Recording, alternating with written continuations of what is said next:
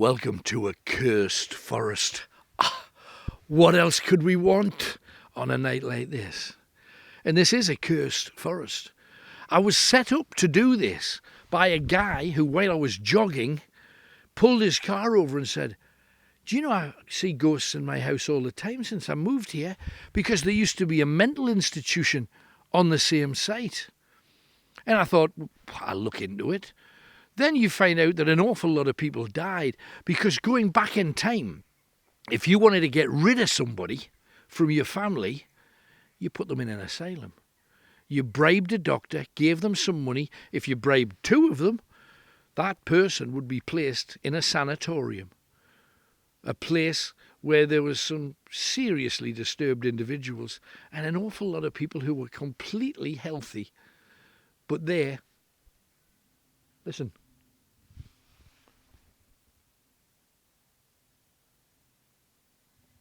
Just heard a voice. Oh, wow. Anyway, come with me. I'll take you on a bit of a trip and tell you what happened to one guy called Michael Hope. Hang on a second. I've just got to grab a torch off Hollywood McShane and then I'll be set. Thank you. Just you've got to be careful because it's claggy ground at the present time. We're walking through the woods. Let me tell you the story of it. It's a guy called Michael Hope. And this young lad was an orphan. Lost his mother and father very, very young. Was a waif on the streets of Alnwick.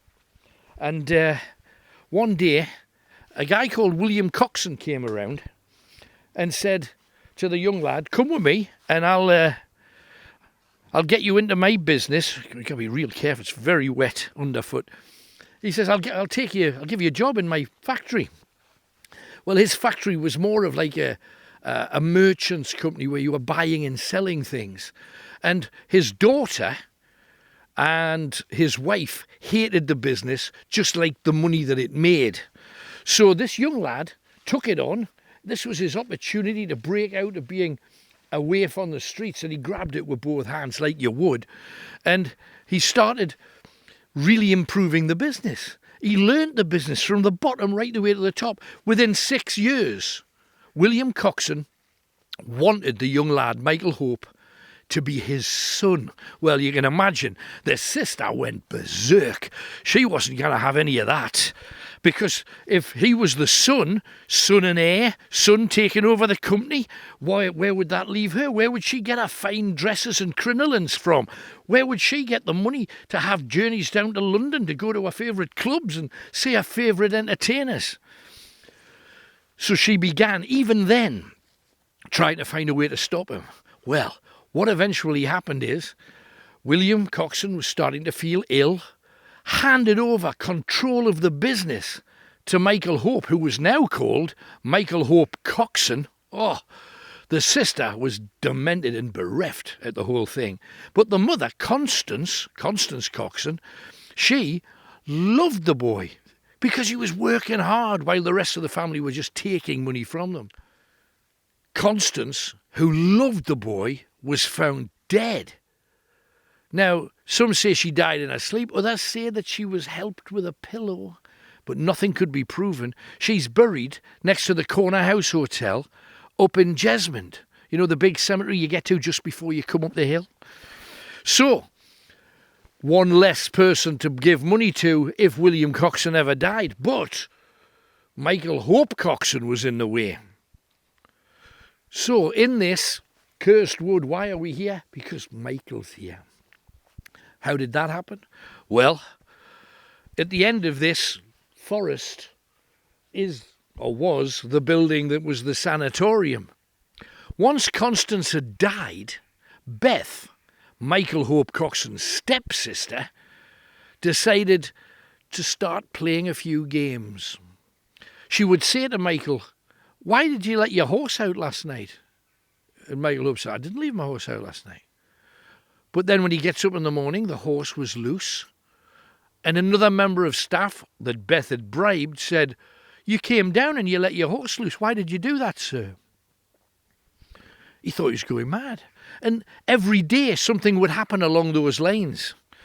Something like, he's going to have his meal. and there's sugar on it instead of salt. And he'd say, well, who's put sugar on this? And Beth would say, I've just seen you do it. He began to question his own mental acuity until a doctor arrived and gave him a once-over and said, oh, you're suffering from some kind of mental condition. And he's saying, no, I'm not. The business is doing well. I'm making fortunes for people. Everything's really good. And then a second doctor came, examined him, and said, no, you're suffering from a brain disorder. I'm afraid we're going to have to put you into a sanatorium. And he says, well, you can't do that. I've got this multi-million, and I mean multi-million back then is a multi-million business today. He was making a fortune. He says, no, my workers, they depend on me to make the right decisions. And the doctor says, but you're not making the right decisions. You're putting sugar on your food. You're releasing your horse at night just to cause problems for everybody. You've got a problem you need sorting out. And eventually, he began to question himself. One night he went to bed. When he woke up, he was soaking because Beth had come in the night and just poured bottles of liquor across the bed. And he wakes up and he didn't even drink. And he says, how did this happen? And then the staff, well paid, said, well, we saw you do it. You were just pouring out all of this. He didn't get it. However, had he been a little bit more, having a bit more nous about the class system, he would know that rich people had been having elderly relatives put into asylums for years so that they could get the money early. But he had no clue of that.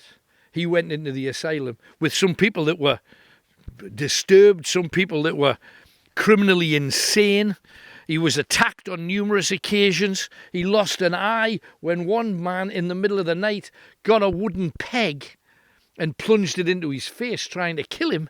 So things were not going well. And after about 5 or 6 months, he was begging them to let him out, saying, my mental state is fine. I've got no problems. Let me out. But by then, Beth had also greased a palm or two at the asylum, and they were going to keep him in. There was no way he was going to get out. So, 6 years, 9 months later, he sees an open door in the asylum. He's wearing a white robe, and he legs it. He gets out. He's suddenly in these woods. It's late at night, and he would see something very similar to what you guys can see of the woods around here. He's fallen over trees. He's looking for something to eat. He's plucking berries from bushes. He's running. He'll come to gates. You see the gates. You've got to find a way to get through, and he'd work it out because it's actually not complicated. In this case, there's a gap in the fence, but back then, he would have come through here. And then back out the other side. Whoa. He would run along this track here. Not fenced at the time. Wilderness in all directions. He would pile up and down here trying to look for somewhere where he could get a bed for the night. Any kind of place he could. He was desperate to try and get away from that place, never to go back in there again. So once he was actually out here, what he decided to do was to literally find himself a hole.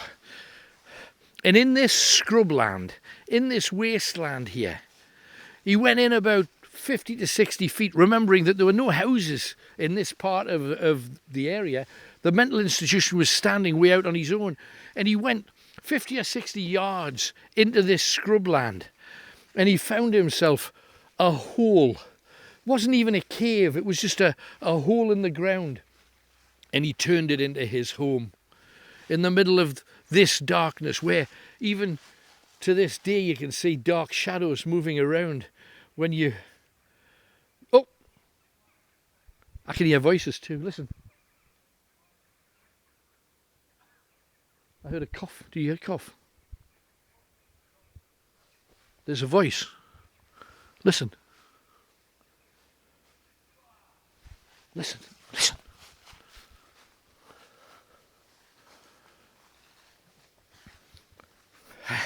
You just mentioned that this is where his home was.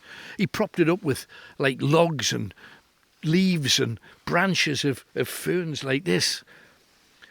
Nobody knows how long he lived there. But it must have been for some time, because they didn't find Michael Hope for almost 7 years. And then one day, a woodsman was going out collecting some wood, ironically for the institution, and they found a dead body lying in a badger set, just 2 legs poking out of the end. Listen. I'm hearing voices again. I hope you're picking this up at home.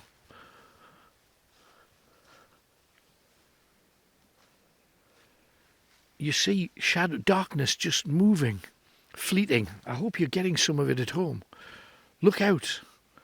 It's just starting to rain a little bit. We're not going to let that stop us. But this is where Michael Hope Coxon as he was, lost his life. Voice in the background. I say he lost his life, and I just heard somebody go, "Oh!" There's nobody around here. Not in the wet. Not on a night as late as this, and it is late. And this is where he died. And because he died here, people have been seeing a figure in white moving around behind trees. If not the white robed figure, quite often they see darkness, just moving darkness. I don't know about you, but there's a bit of darkness moving here. Shoot. Under your feet, of course, there's huge pieces of wood. Ow.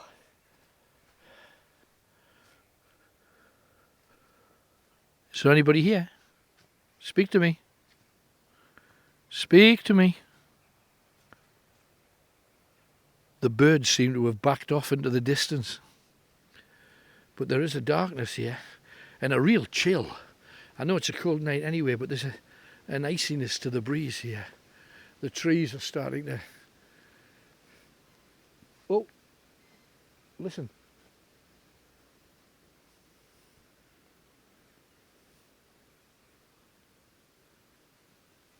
What the hell is that? We've just seen something. Do you know there's something very, very special about being in a place like this at this time of night, where there's going to be wild things there. If we frightened a rabbit or something, you'd know it's a rabbit. But there's a bigger darkness that just seems to move, and it's here. I'm feeling it. I haven't seen too much. I've seen a few dark things moving about, but man-size, I would love to see that white gown of. If it is you, Michael, I'd love to see your white gown somewhere.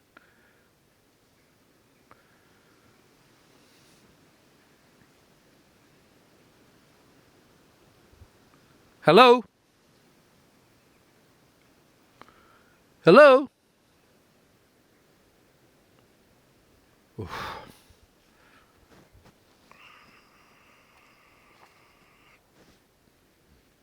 Oh, through there.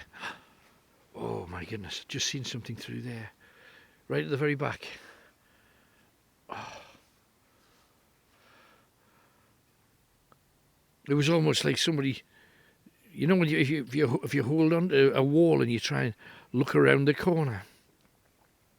Oh, flying things too. Attracted to the light, and little strands of gossamer web hanging between the trees.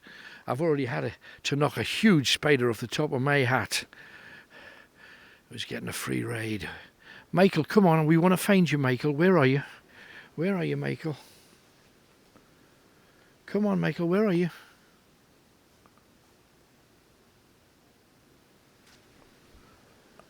I am hearing voices still.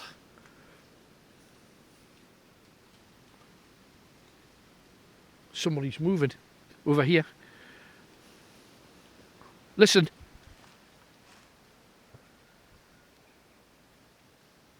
Can you hear footsteps?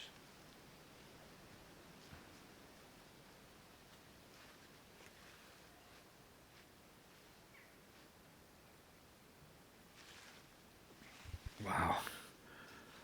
What a place. What a place.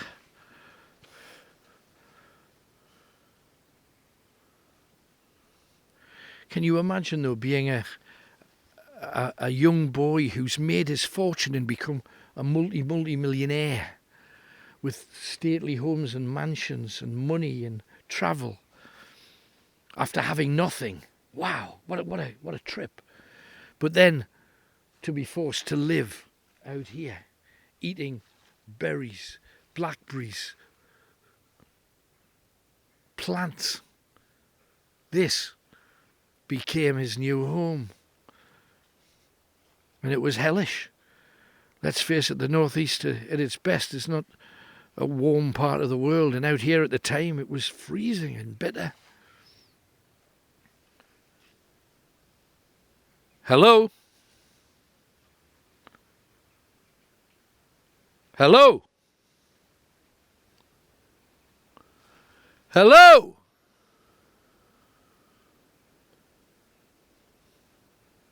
Hello? Oh, you just want a hello back, don't you?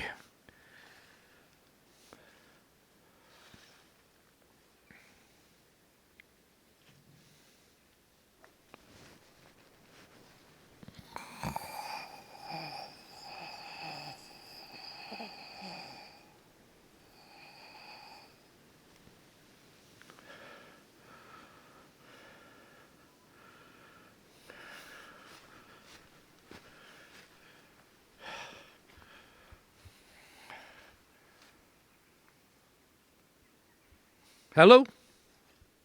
Speak to me. Michael? Michael? Michael?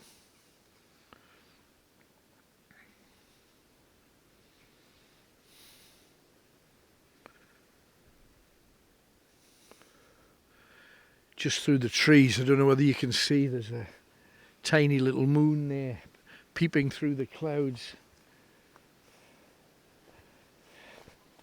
As I'd get nettled to pieces.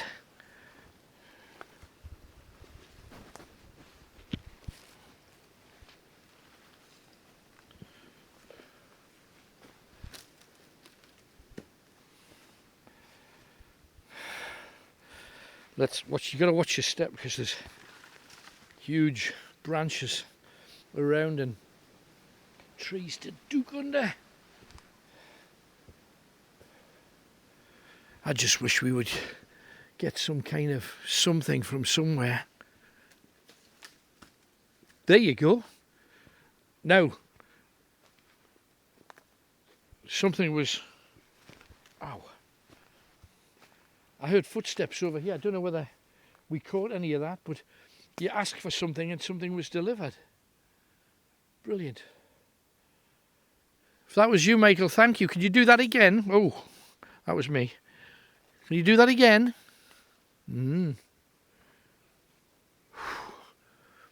At night time, these trees are frightening down things, aren't they?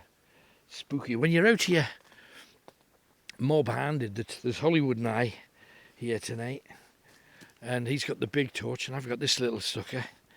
But I asked Michael, could you do something else for us? Could you share something else with us, Michael? You're playing hard to get. There's stuff falling, but it could just be like a bird or a demented squirrel that we're keeping awake. Noise behind me, but I think that's just Hollywood stumbling his way through it. Whoa.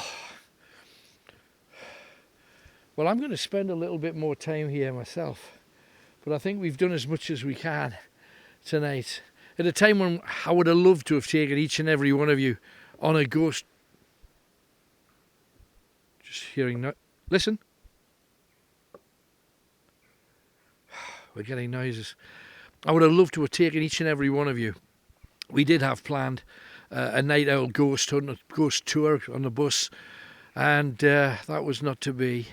I would have loved you guys to have been here just to spend some time, and I would have put you in different positions and you would have experienced whatever you would have experienced. because there's nothing quite like a night owl's ghost hunt, ghost night, whatever the hell this has been. At a time when we're not allowed to do very much, we've done what we could for you, and we hope you've enjoyed it. And that's it from the Night Owls tonight, pretty much. Until we're together again, from me, Alan Robson, good night, God bless you, and I wish you well.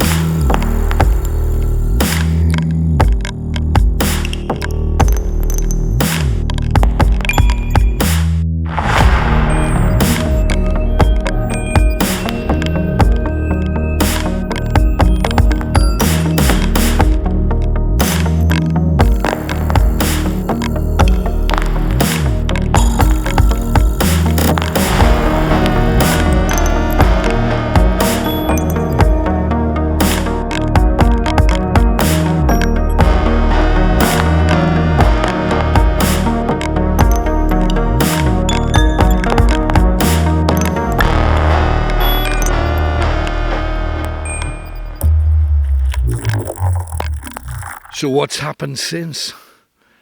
In 1899, a teacher from Alnwick was found in these woods, driven mad by the restless spirits of those that died at the sanatorium. In 1924, 2 teenagers were found with broken legs.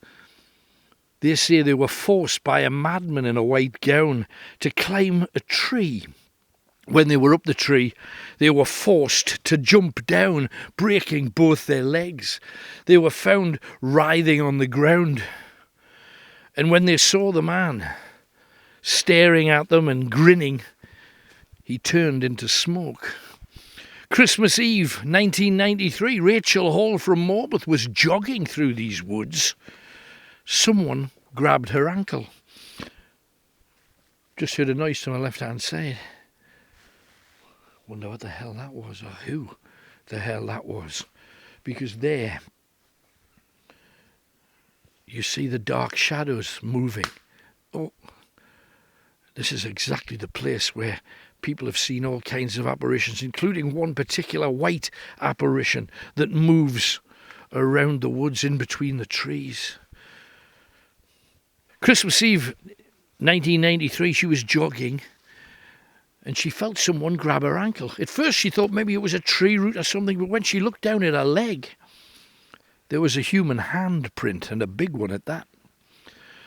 And in 2019, Grace Connors from Bedlington, she was walking her little dog. She saw a man in a dirty white gown staring at her. She ran away, knowing that she was the only person in the woods at that time that she could see. She started running and running and running, and she scraped her face on thorn bushes as she ran past them.